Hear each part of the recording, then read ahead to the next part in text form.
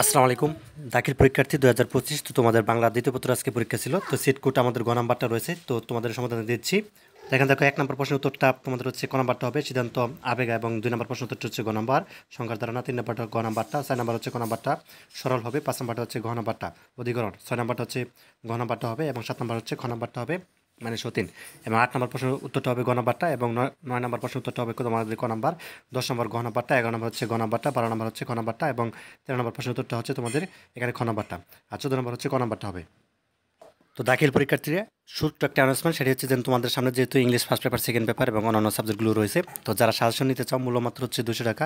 তুমি মোবাইলে নিতে পারবে পিডিএফ ফাইলটা। তো যে নাম্বারটি দেখতে পাচ্ছ এই নাম্বারটির মধ্যে হোয়াটসঅ্যাপ বা ইমো আছে, সেখানে আমার সাথে যোগাযোগ করো।